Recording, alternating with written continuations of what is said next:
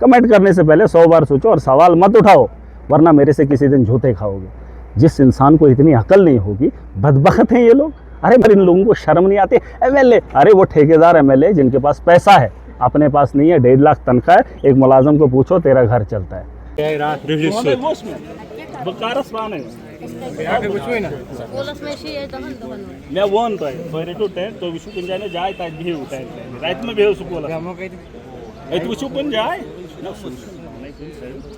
Tent दिनो ना, tent दिनो कुन जाय ना कोई नहीं, वो ओढ़ुंदे पान वो ये बेजो नहीं, ये पेट्रोल स्पोर्ट इनमें ये वनी ओढ़ुन पान में बहुत सारी चीज़ें मैन मेड भी है और उसके अलावा आप देखेंगे कुदरती भी है ना, नेचुरल भी है। और नेचर के साथ खिलवाड़ और उसके बाद ये ऐसी चीज़ों का होना, ये तो कहीं ना कहीं तय है। केरला के अंदर भी इस किस्म का माहौल मैंने देखा है। लेकिन बदकिस्मती की बात यह है कि जो हम चीज़ें कर सकते थे, चाहे वो सरकार हो या एडमिनिस्ट्रेशन हो, हम वो काम नहीं कर पाते हैं। अब इन आफतों से तो रोकने के लिए हमें कोई प्रोसेस चलाना चाहिए था। उनको बेहतर नाली, जैसे मैंने कई बार कहा है जलसों के अंदर, इजलास के अंदर, कि ड्रेनेज का सिस्टम आप ठीक कीजिए। मैंने ये नहीं कहा था कि आप पक्की बनाइए, आप हल्की हल्की जो है कच्ची नालियाँ बना लीजिए, ताकि पानी का अपना एक बहाव बनेगा, वो अपने हिसाब से निकलेगा। लेकिन इन्होंने कच्ची नाली का इंतज़ाम तक नहीं किया। और यहाँ जो ड्रेनेज सिस्टम है वो डिफेक्ट है, जो गवर्नमेंट को और ऑफिशियल्स को करना चाहिए। बस ये चीज़ें हैं, ये कमज़ोरियाँ। और आज रात को जब फ्लड आया है, रास्ता बंद था, तो कुछ लोगों को, 5 लोगों को काम करना है। जेसीबी के ड्राइवर 10 होने चाहिए। 5 एक बारी काम करते, 5 दूसरी बारी काम करते। सिर्फ 10 लोगों का काम था और 5 डंपर वालों का काम था। वहाँ पे भी 10 जो है मैन पावर के लोग होने चाहिए थे। तो शिफ्ट में हमें इस काम को नहीं रोकना चाहिए। जेसीबी हो, एलएनटी हो या टिप्पर हो, ये चीज़ें थकती नहीं हैं। लेकिन थकी अगर है तो एडमिनिस्ट्रेशन है, वो लोग हैं जिनके पास जिम्मेदारियां हैं। सवाल यही है कि जो हम कर सकते हैं वो हम नहीं कर रहे हैं। और नेचुरल अगर है तो उसे हम रोक नहीं सकते, लेकिन उसके एहतियात कर सकते हैं, उसे रोकने की कोशिश की जा सकती है, उसको डाइवर्जन दिया जा सकता है, उसके लिए रास्ता बनाया जा सकता है। उसके लिए बहुत सारा फंड्स है, उसे बेहतर से यूटिलाइज़ करना, ये हमारी जिम्मेदारियां हैं। बहरहाल कमियां बहुत हैं, सवाल भी बहुत हैं, और लेकिन कोशिश करेंगे जिन लोगों का जैसे फुली डैमेज हुए हैं, मकानात हुए हैं, उनकी बेहतरी के लिए। देखिए, ये इंसान की उम्र भर की कमाई होती है, तो वैसा कुछ नहीं है कि उनके लिए कुछ अलग से पैकेज होगा। हाँ, 1-1.5 लाख जितना भी होता है सरकार की तरफ से, उतना कोशिश करेंगे, है ना। लेकिन उनको उस तर्ज का वो सिस्टम नहीं हम बना के दे सकते हैं। मैं यही कहना चाहूँगा कि हर आदमी अपनी ज़िम्मेदारी समझे। और अगर देखेंगे आप, 2 दिन से रास्ता बंद है, सिर्फ 10 लोगों का काम था या 20 लोगों का काम। यहाँ मेरा काम नहीं था गिनती बेलचा उठा के काम करना। ये एलएनटी, जेसीबी, इन लोगों को बोलो कि दरिया में माइनिंग करनी है या किसी पहाड़ी को चोरी करनी है, तो दिन रात डंपर भी लगेगा, मशीनरी भी लगेगी और एडमिनिस्ट्रेशन कोऑपरेट करेगी। यहाँ पर रास्ता ठीक करना था, यात्री रात से परेशान थे, लोग परेशान थे। लेकिन जब रात को देखा, वहाँ काम करने को तैयार नहीं है। बहुत सारे लोग कहते हैं थके हुए हैं, ये है वो है, बहुत सारी चीज़ें, बहुत सारे सवाल आते हैं। 20 आदमियों का काम था, रोड क्लियर हो जाता। और दिन रात अगर मेहनत की जाए तो 20-30 लोग लगेंगे, मामला ठीक हो जाएगा। सर, आपने कहा कि ये कहीं मैन मेड तो नहीं है? हाँ, मैन मेड है ना, कुछ तो मैन मेड है। अभी यहाँ जहाँ पर हम बैठे हैं, ये तो मैन मेड है ना। ये कोई डिपार्टमेंट है, उन्होंने रोड लिया है और ड्रेनेज नहीं है। अगर ड्रेनेज सही प्रॉपर होता तो यकीनन ये छोटा पानी आया है, और ये पानी तब आया जब ऊपर से आया, ये भी मिल गया, वो भी मिल गया, और ये मैन मेड है। तो बारिश हो या क्लाउड बस्ट हो, ये तो ऊपर से नेचुरल है। लेकिन उसका रास्ता पता है ना इन जगहों पे। देखिए, नालों वाली जगहों पे ये चीज़ें हादसा होते रहते हैं। लेकिन यहाँ पर डंपिंग भी हुई थी। ठेकेदारों ने अपने मफाद के लिए एडमिनिस्ट्रेशन को चिट्ठियाँ भी लिखी थी, डीसी को लिखी थी, एसडीएम को लिखी थी। उन लोगों को एफआईआर नहीं लगी। वो मैंने इनको लिखा भी है कि उनको, उस ठेकेदार के खिलाफ, पीएमजेएसवाई के खिलाफ एफआईआर होना चाहिए, क्योंकि ये जितना भी मलबा ठाठरी के अंदर है, ये वही डंपिंग का है। और उसमें ऑलरेडी 1 महीना नहीं, 6 महीने से लोगों ने कहा था कि ये मलबा एक दिन यहाँ बाज़ार में आएगा, लेकिन किसी को फिक्र है? यही सवाल है ना, जो जिसके हाथ में जिम्मेदारी, वो जिम्मेदारी नहीं निभा रहा है, फिर सवाल उठते हैं। अगर कल को, देखिए मैं आखिरी बार कह रहा हूँ, अगर एडमिनिस्ट्रेशन प्रॉपर तरीके से अपना काम नहीं करेगी तो उनको हम यहाँ पर बैठने भी नहीं देंगे। कल की डेट में हमने इनको कहा एफआईआर लॉन्च होनी चाहिए, ये अब अपना काम करे। जो उठाना था, डंपिंग वहाँ पे होने नहीं देना था, वो तो इन्होंने नहीं किया।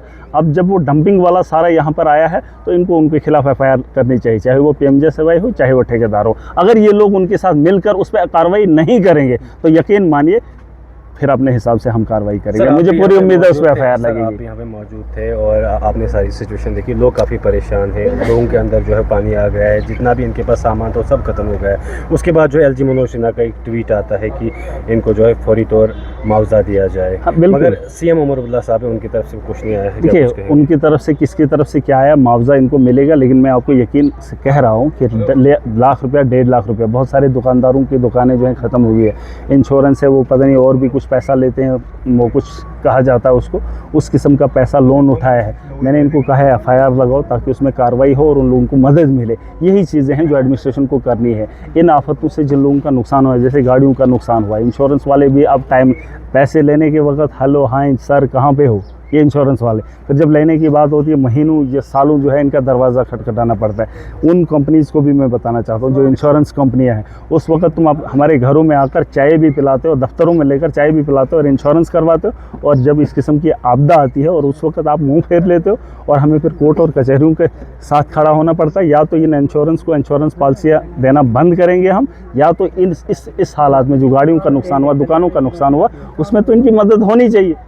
और अगर फिर भी हम चलेंगे तो ये तो फिर बेहूदगी बात होगी। अगर सीएम साहब से मैं बात करूँगा, मैं आज कश्मीर जा रहा हूँ और इसके सिलसिले में बात होगी, जो भी नुकसान हुआ उसकी भरपाई कोई भी नहीं कर सकता, यहाँ तक कि मोदी भी नहीं कर सकता। उमर अब्दुल्ला क्या ही करेंगे या मैं ही क्या ही कर सकता हूँ। मैं कह रहा हूँ यहाँ एक इंसान की उम्र भर की कमाई लगती है। हाँ, जो एक पैकेज है, जो गवर्नमेंट की एक पॉलिसी है 1.5 लाख के हिसाब से या 50,000 और का ऐड कर लीजिए, वो कोशिश करेंगे उन मकानात को जो फुली डैमेज्ड हैं। नुकसान तो आप इसका भर नहीं सकते। मैं अगर मुझे आप एज ए MLA बोलेंगे कि आप इस मकान की भरपाई करें, मैं तो नहीं कर सकता। ये देख लीजिए, एक मकान का मामला दिखा दीजिए, इसको उठाने के लिए, इसको साफ़ सफाई करने के लिए, इसका इंफ्रास्ट्रक्चर ठीक करने के लिए मेरे पास उतनी औकात नहीं। और एक चीज़ मैं लोगों को बताना चाहूँ, बड़े सारे लोग सवाल करते हैं, बेवकूफ़ जाहिल हैं ये, बदबख्त लोग हैं। मेरे को 1.5 लाख तनख्वाह है, एक टीचर को 1 लाख है, एक पुलिस वाले को 1 लाख है, कुछों को 1.5 लाख मेरे बराबर तनख्वाह। उनको परिवार नहीं चलता है।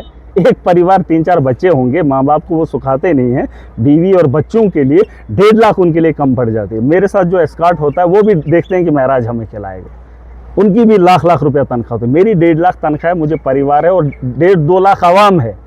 यहाँ तक कि गवर्नमेंट ऑफिशियल को गाड़ी भी है, उसके रहने का रात का इंतज़ाम भी है, वो खर्चा भी सरकार देती है। मुझे रहने का इंतज़ाम भी खुद करना है, खाने का इंतज़ाम भी खुद करना है और गाड़ी में तेल भी अपना खुद भरना है। और इन लोगों को शर्म नहीं आती। MLA, अरे वो ठेकेदार MLA जिनके पास पैसा है, अपने पास नहीं है, 1.5 लाख तनख्वाह है। एक मुलाजिम को पूछो तेरा घर चलता है, अगर उसका घर नहीं चलता है 4 बच्चों पे, मैं एक MLA, अरे इस वक्त भी कपड़े गाड़ी शाड़ी ये कपड़े वो लोग ही देते हैं इस वक्त। 1.5 लाख में गुजारा एक टीचर का नहीं होता, एक पुलिस वाले का नहीं होता, एक ऑफिशियल का नहीं होता, और मुझे बोल रहे हैं ये MLA है, MLA करेगा। कमेंट करने से पहले 100 बार सोचो और सवाल मत उठाओ, वरना मेरे से किसी दिन जूते खाओगे। जिस इंसान को इतनी अकल नहीं होगी, बदबख्त हैं ये लोग। अरे मेरे पास फंड है, फंड का हिसाब मुझसे ले लो, 5 करोड़ है, 50 करोड़ है, 200 करोड़ है, वो कहाँ लगाए मुझसे वो पूछो। CDF का पैसा है, कहाँ दिया वो मुझसे पूछो। मैंने बेचा नहीं है तुम्हारे उन नेताओं की तरह, उन दलालों की तरह। मेरे पास कोई आएगा उससे 10,000 लेगा, 1 लाख का काम देगा। मैंने आज तक करोड़ों रुपया दिया है। कोई एक आदमी बोले कि महाराज ने इसमें से कमीशन खाई, अरे चिट्ठी लिखने से पहले वसूली होती है। अगर मैंने वसूली की है तो मैं इस वक्त बांटूंगा। अरे इस वक्त लोग मेरे पास डाटा लेके आते हैं, इनको मैं तो उनको पूछता भी नहीं हूँ। जो जिसका है, चाहे वो वोटर है नहीं है, बिना मतलब के वो हिसाब मुझे देना है। कल को पूछ मुझे होगी, ये नहीं कि आपको उसने वोट नहीं दिया उसको क्यों दिया। इसका जवाब महराज देगा और कल मैंने सामना करना है। अगर आपको उस मुकाम पे पहुंचाया था, आपने इंसाफ क्यों नहीं किया।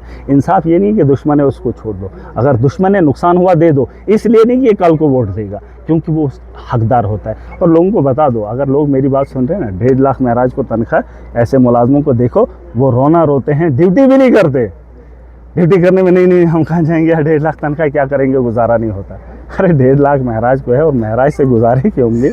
हाँ, मेरे पास करोड़ों का पैसा है, मैंने बांटा है। अंबानी से ज़्यादा मैं फंड रिलीज़ करता हूँ, दान देता हूँ। दान वो नहीं है दान, लेकिन पॉलिटिशियन के हिसाब से मैं दान कर रहा हूँ, क्योंकि मैं उसमें ईमानदारी से लोगों तक पहुँचा रहा हूँ। ये सबसे बड़ी बात है। वरना अगर बाकी नेताओं की तरह बेच दिया होता, अभी यहाँ पर माहौल ऐसा है, मुझे नहीं पता कौन क्या है, लेकिन दे देंगे, है कि नहीं, मुझे क्या है। आप अपने CDF में से यहाँ के लोगों के लिए यार जितना हो सकेगा मैं करूँगा। मेरा बस चले तो बहुत कुछ करे, लेकिन उसमें भी एक